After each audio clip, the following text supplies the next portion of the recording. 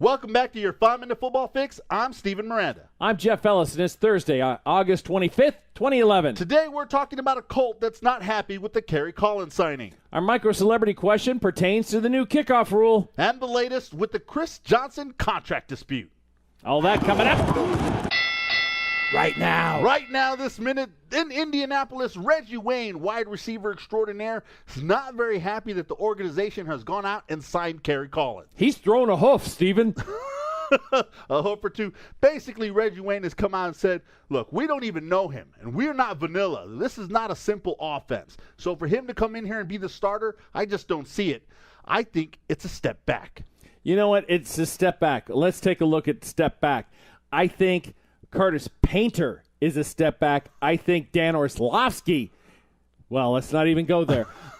If you have an offense that is certainly not vanilla, then you need to either make it vanilla or bring in some chocolate syrup. All right. Well, here, Jeffrey, I kind of agree with Reggie Wayne. Look, I agree with you. Kerry Collins, Curtis Painter, Dan Orlovsky, no Peyton Manning, okay? But no one is comparing them to Peyton Manning, and they should never Don't try it. But I agree with Reggie Wayne in the fact that if anybody thinks Kerry Collins is going to come in here and take this offense by the horns and learn it just like that, it's not going to happen. Let's stick with Curtis Painter, a guy who at least has been here, has learned the offense. Yeah, he hasn't looked so good right now, but let's give him some time. Steven, right now, Reggie Wayne is the default face of this organization while Peyton Manning is trying to recuperate. He's the leader of this team.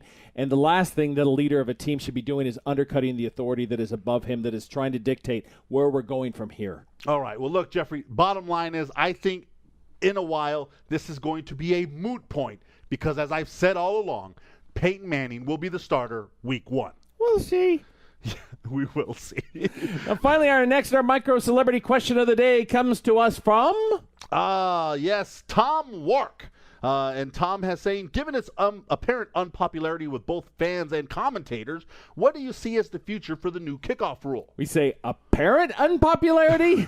Our poll results yesterday don't show apparent lack of popularity. They show overwhelming unpopularity. It is unpopular with everyone. Look at stop. This.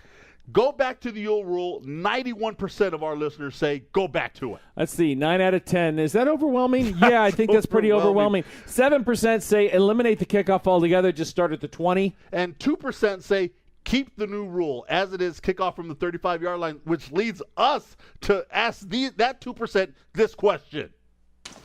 Are you taking any prescription medication? Seriously, what are you people thinking? What are you And if you on? are, I hope it's making you feel good. I think that the league is basically going to take a look at this. I think it's too late for them to change it for this season, but they will take a long, hard look in the offseason and hopefully change it back. I suspect we'll see some kickers trying to get that ball way up in the air and not as deep into the end zone, so we get some runouts and we get some more of the plays that we like to see.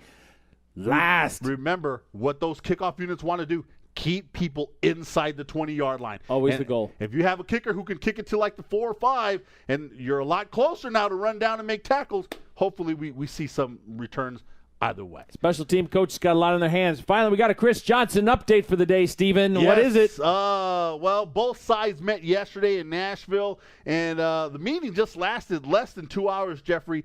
General Manager Mike Reinfeldt said that he found the meeting beneficial, but no progress was made.